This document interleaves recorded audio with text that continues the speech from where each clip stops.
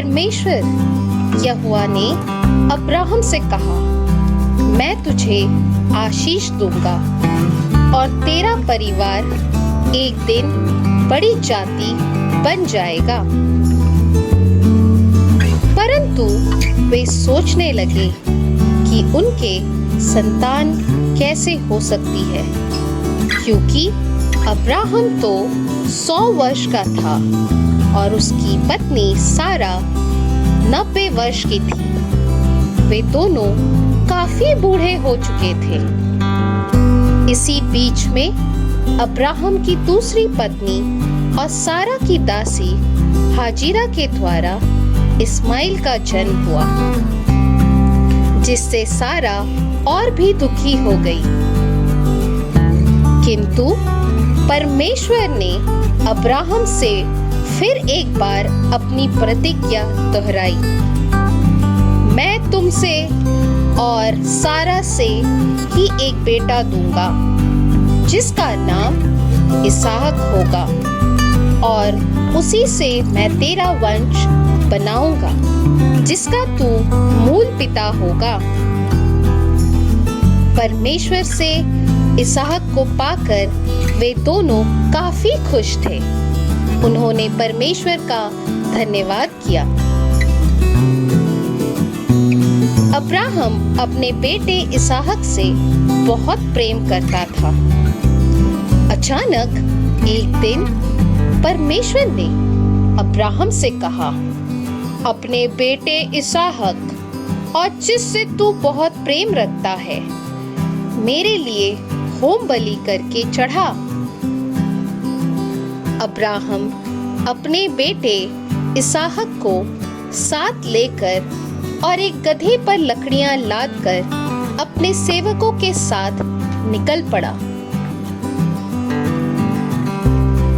दूर उसे परमेश्वर ने मोरिया पहाड़ को दिखाया, जहां इसहाक को वह होम बलि करना था। अब्राहम अपने सेवकों को छोड़कर अपने बेटे इसहाक के पीठ पर लकड़ियां लादकर और एक हाथ में आग और एक हाथ में छुरा लेकर पहाड़ पर चढ़ने लगा। तभी इसहाक ने पूछा कि पिताजी, लकड़ी और आग तो हमारे पास है, पर होमबलि के लिए भेड़ कहाँ है? परमेश्वर होम बलि का इंतजाम खुद करेगा, अब्राहम ने उत्तर दिया। अब्राहम ने परमेश्वर को होम बलि चढ़ाने के लिए पहाड़ के ऊपर एक वेदी बनाई और अपने प्रिय पुत्र इसहाक को बांधकर वेदी के ऊपर रख दिया और उसे बलि करने के लिए छुरा उठाया। तब परमेश्वर ने कहा, हे अब्राहम, अपने पुत्र को मत मार।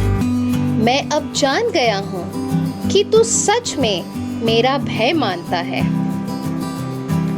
तभी अब्राहम ने आँख उठाकर देखा कि झाड़ियों के बीच एक मेढ़ा अपने सींग में फंसा हुआ है, जिसे उसने लेकर परमेश्वर के लिए होम बलि करके चढ़ाया। परमेश्वर ने कहा, इस कारण मैं तुम्हें सचमुच आशीष दूंगा और तुम्हारे वंश को अनगिनत करूंगा। और अब्राहम अपने बेटे इसहाक को लेकर अपने सेवकों के संग अपने घर को लौट गया। तो बच्चों, आपने इस कहानी से क्या सीखा? चलिए मैं बताती हूँ। इस कहानी से हमने सीखा कि हमें हमेशा परमेश्वर का भय मानना एवं उसकी आज्ञाओं पर चलना है, तो वह हमें बहुत सी आशीषें देगा और हमारी रक्षा करेगा। दूसरी बात, परमेश्वर के लिए कुछ भी असंभव नहीं है। जिस तरह अब्राहम ने अपने प्रिय पुत्र को भी नहीं रख छोड़ा, परमेश्वर ने भी अपने प्रिय पुत्र यीशु मसीह को हमारे पापों के लिए बलिदान होने को दे दिया, ताकि जो कोई उस पर विश्वास करे वह नाश न हो परंतु अनंत जीवन पाए। धन्यवाद।